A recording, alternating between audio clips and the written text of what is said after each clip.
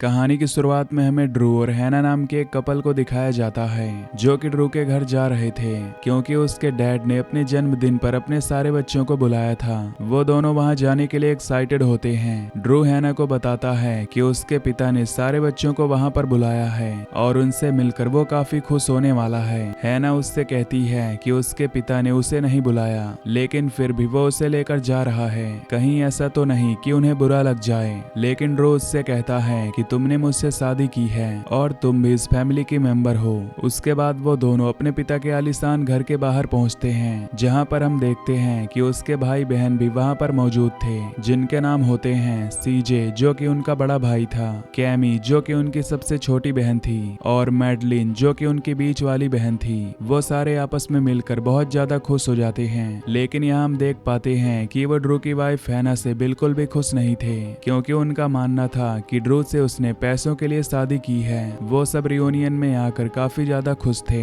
और वो सब सोचने लगते हैं कि आखिर अचानक उनके पिता ने उन्हें यहाँ पर क्यों बुलाया है। सबका ये मानना था कि उन्होंने अपने जन्मदिन पर उन्हें यहाँ पर बुलाया है। लेकिन तभी उनके पिता का गार्ड उनसे कहता है कि उनके पिता को उनसे कुछ जरूरी बात करनी है। उसके बाद वो उन सबको अंदर लेकर जाता है, जहाँ पर वो उन सबसे कहता है कि वो ऊपर वाले रूम में चले, क्योंकि उनके पिता वहीं पर उनसे मिलेंगे। जब वो सभी ऊपर वाले रूम में जाते हैं तो वो अपने पिता से मिलते हैं, जहां पर उनका पिता उन्हें बताता है कि उसने यहाँ पर पूरी सिक्योरिटी सिस्टम लगा दिया है ताकि इस घर के अंदर कोई आ ना सके। वो लोग पूछते हैं कि आखिर वो ऐसा क्यों कर रहे हैं, तो वो उससे बताता है कि दरअसल आज रात कोई आने वाला है जो कि उसे जान से मार डालेगा और उन पांचों को उसकी रक्षा करनी है ताकि वो उसे जान से न मार सके। ये सुनकर सभी बच्चे हैरान हो जाते हैं और सोचते हैं कि आखिर ऐसा कौन आएगा। उसका पिता उनसे कहता है कि वो इस बारे में उन्हें नहीं बता सकता। उसके बच्चे उससे कहते हैं कि वो मजाक करना बंद करे और सच बताए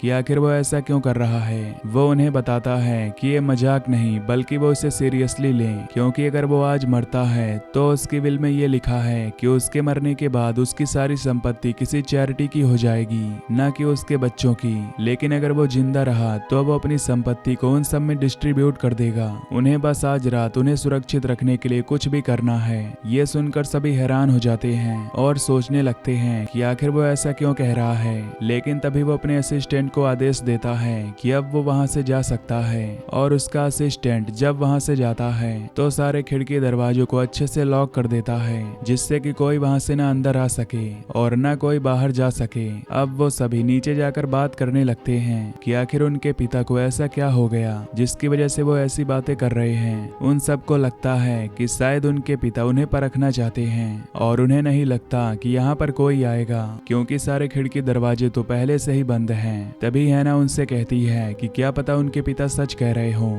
क्योंकि अगर ऐसा है तो उन्हें उनकी जान बचानी होगी। वो सभी इस बात को नजरअंदाज कर देते हैं और अपने अपने रूम में चले जाते हैं। कैमी सबसे पहले वाइन रूम में जाती है, जहाँ पर ढेर सारी वाइन्स रखी हुई थी, और जब वो वहाँ पर वाइन सेलेक्ट कर रही होती है तो अचानक से उसे इस रूम के अंदर से कुछ आवाज आती है। ये सुनकर वो काफी डर जाती है। तभी उसे किसी की परछाई नजर आती है जो उसका पीछा करने लगती है, और जब वो उस रूम से बाहर निकलने की कोशिश करती है तो दरवाजा लॉक होता है। लेकिन तभी सीजे वहां आकर दरवाजे को खोल देता है और उससे पूछता है कि आखिर वो अंदर क्या कर रही थी। कैमी अपने भाई को बताती है कि उसे नीचे किसी के होने का एहसास हुआ, लेकिन सीजे उससे कहता है कि नीचे कोई भी नहीं होगा।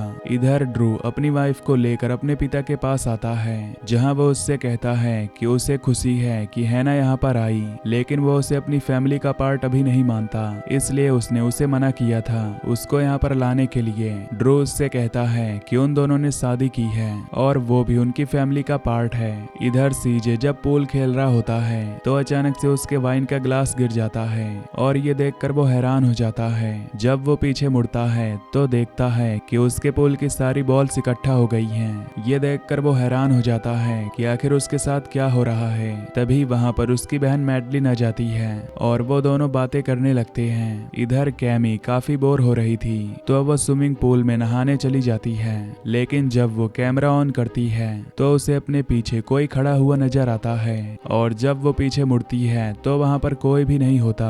वो आवाज लगाती है कि वहां पर जो कोई भी है वो बाहर आ जाए, लेकिन जब वो वहां पर जाती है तो उसे वहां पर कोई भी नजर नहीं आता।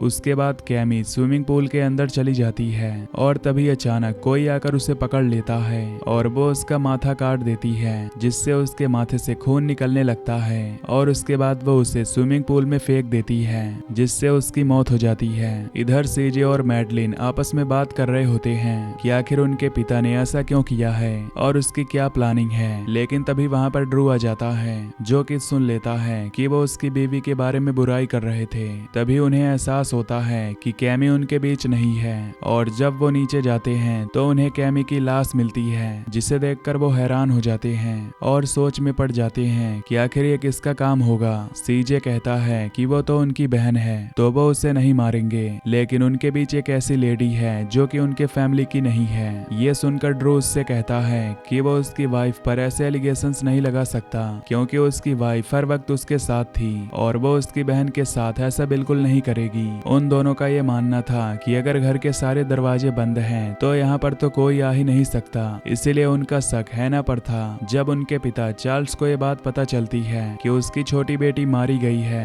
तो वो नीचे आकर अपनी बेटी के सामने रोने लगता है और कहता है कि उसकी मौत बहुत ही बुरी हुई। वो सभी पूछते हैं कि आखिर उसे किसने मारा है। उसका पिता उसे बताता है कि दरअसल उनके घर में एक स्पिरिट मौजूद है जिसने उसकी छोटी बेटी को उससे छीन लिया और उसने उससे एक बिजनेस डील की है जिसकी वजह से वो ऐसा कर रहा है। ये सुनकर वो हैरान हो जाते हैं और कहते हैं कि वो पूरी बात बताए, लेकिन उनका पिता उन्हें पूरी बात नहीं बताता और उनसे कहता है कि उसकी एक बेटी तो मर गई है, लेकिन अब से वो हैना को भी अपना वारिस ही मानेगा। इसकी वजह से वो उसे अपनी संपत्ति में हिस्सा देने के लिए तैयार है। ये सुनकर सीजे और मैडलिन काफी हैरान हो जाते हैं और वो उससे पूछते हैं कि आखिर वो ऐसा कैसे कर सकता है। उनका पिता उन्हें बताता है कि उसकी बेटी की मौत के बाद किसी को तो संपत्ति मिलेगी ही, इसीलिए अगर उन्हें और अमीर होना है तो उन्हें उसे जिंदा रखना होगा। वो सीधे चार्ल्स के ऑफिस से राइफल ले लेता है और उसे कहता है कि जिस किसी ने भी उसकी बहन को मारा है वो उसे जिंदा नहीं छोड़ेगा।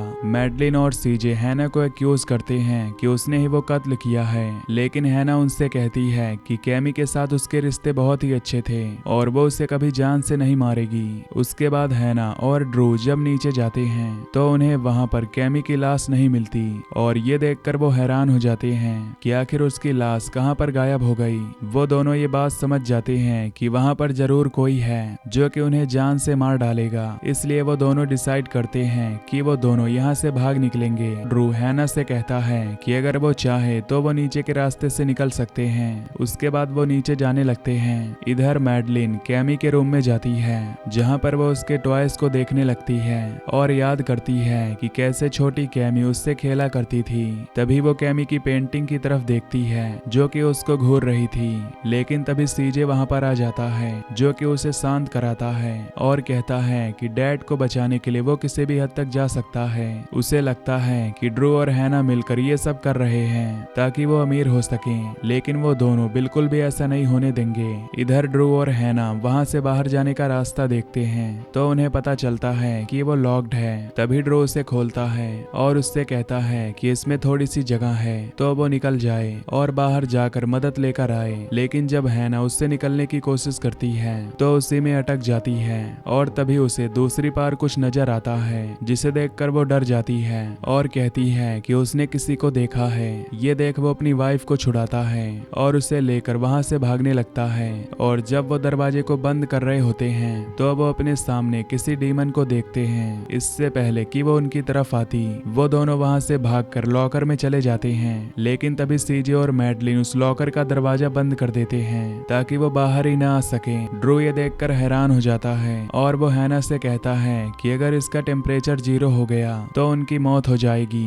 यहाँ पर ऑक्सीजन लेवल बहुत ज्यादा कम है, इसीलिए उन्हें किसी भी हाल में यहाँ से बाहर निकलना होगा, लेकिन वो ये करने में नाकामयाब थे। उसके बाद सीजे और मैडलिन आगे बढ़ते हैं, लेकिन तभी उन दोनों को पॉड से कुछ आवाज आती है। जब मैडलिन देखने के लिए बढ़ती है तो कोई शक्ति उसे हवा में उठा देती है और देखते ही देखते वो उसे खींचकर अपने साथ एक रूम में ले जाती है। जब मैडलिन की आंखें खुलती हैं तो वो अपने आप को रूम में पाती है जहां पर उसे उस डीमन के फुटप्रिंट्स नजर आते हैं। तभी वो कैमी की पेंटिंग की तरफ देखती है जिसके माथे से खून निकल रहा था और तभी अचानक कैमी उस पेंटिंग से बाहर आ जाती है। उसे देखकर वो काफी डर जाती है और कैमी उसके ऊपर उल्टी कर देती है। तभी सीजे वहां पर आकर उससे शूट कर देता है और तभी वो देखता है कि गलती से उसने मैडलिन को शूट कर दिया है, जिसकी वजह से मैडलिन की वहीं पर मौत हो जाती है, जिससे उसे बहुत दुख होता है। और अब वो समझ गया था कि ये हैना का किया धरा नहीं है, बल्कि यहाँ पर कोई डीमन है जो कि ये सब कर रहा है। इधर ऑक्सीजन लेवल कम होने लगता है, जिसकी वजह से वो दोनों मरने वाले थे, लेकिन तभी सीजे वहां पर आकर उस दरवाजे को खोलकर उन्हें बाहर बुला लेता है और उनसे कहता है कि उसने जो देखा वो लोग उस पर यकीन नहीं करेंगे। वो दोनों उससे बताते हैं कि उन दोनों ने भी डीमन को देखा है और अगर उन्हें अपनी जान बचानी है तो उन्हें यहाँ से निकलना होगा। सीजे उन दोनों को यहाँ से बाहर निकलने का रास्ता ढूंढने को कहता है और खुद वो डीमन को डिस्ट्रैक्ट करेगा। जब वो दोनों वहां से बाहर निकलने के लिए जा रहे होते हैं तो वो उन पर हमला कर देता है, लेकिन वो लोग एक रूम में जाकर खुद को लॉक कर लेते हैं। तभी वो लोग देखते हैं कि बुक शेल्फ के पीछे कोई सीक्रेट रूम है और जब वो उस रूम को खोलते हैं तो वो उसके अंदर पहुंचते हैं, जहां पर उन्हें कई सारी डिमोनिक चीजें मिलती हैं। ये देखकर वो हैरान हो जाते हैं कि आखिर उनके पिता ने ऐसा क्या किया था जिसकी वजह से वो डीमन यहाँ पर आ गया और उन्हें वहां पर एक डिमोनिक साइन मिलता है जिसके अंदर खून था। इधर सीजे जब उस डीमन को ढूंढ रहा होता है तो अचानक से उसके सामने वो डीमन कैमी बनकर आ जाता है, जिससे वो घबरा जाता है और डिसबैलेंस होकर वो सीधा नीचे गिर जाता है, जिससे उसकी हड्डी टूट जाती है। तभी वो डीमन मैडलिन का रूप लेता है और उसके सामने आ जाता है और वो उसे गले से लगाकर उसका सारा खून पी जाता है, जिससे उसका शरीर वृद्ध हो जाता है और वहीं पर उसकी मौत हो जाती है। ड्रू हैना जब उसके चिल्लाने की आवाज सुनते हैं तो वहां पर पहुंचते हैं और देखते हैं कि वहां से उसकी लाश भी गायब हो चुकी है।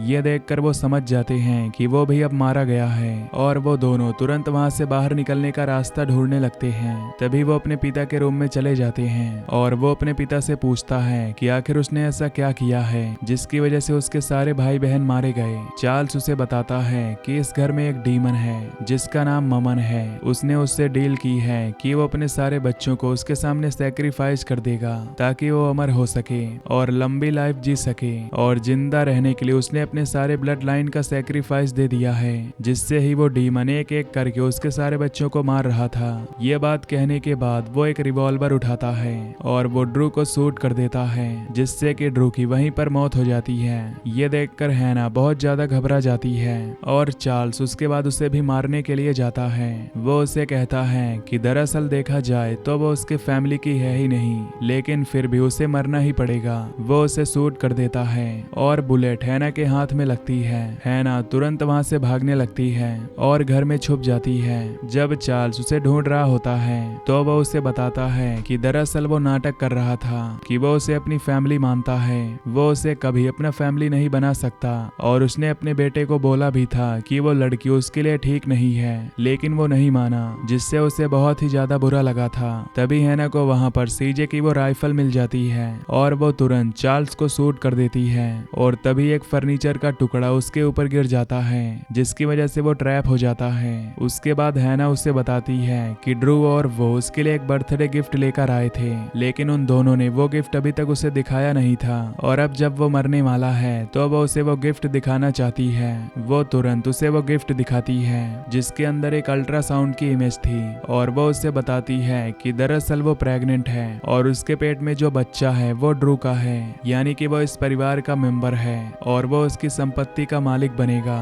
और रूल के हिसाब से उसके पेट में जो बच्चा है वो अमर होगा क्योंकि वो मरने वाला है और लास्ट जो वंशज है वो उसका बेटा होगा। ये सुनकर वो हैरान हो जाता है और वो डीमन भी ये सब सुन रहा था। वो डीमन तुरंत उसके पास आता है और उसे काट खाता है, जिससे चार्ल्स की भी वहीं पर मौत हो जाती है। उसके बाद हैना वहां से बाहर निकलती है और ड्रू की फोटोज को देखने लगती है जहां पर वो दोनों काफी खुश नजर आ रहे थे। कुछ देर बाद वहां पर सुबह हो जाती है और चार्ल्स का सिक्योरिटी गार्ड का इंतजार कर रहा था। जब दरवाजा खुलता है तो पाता है कि दरवाजे से बाहर चार्ल्स नहीं बल्कि उसकी बहू निकलती है, जिसके पेट में उसका लास्ट वंशज है और अब इस पूरी संपत्ति की मालकिन और कोई नहीं बल्कि हैना थी। हैना तुरंत गाड़ी में बैठ जाती है और ड्राइवर से कहती है कि वो अपने घर जाना चाहती है और इसी के साथ ये मूवी यहीं पर खत्म हो जाती है।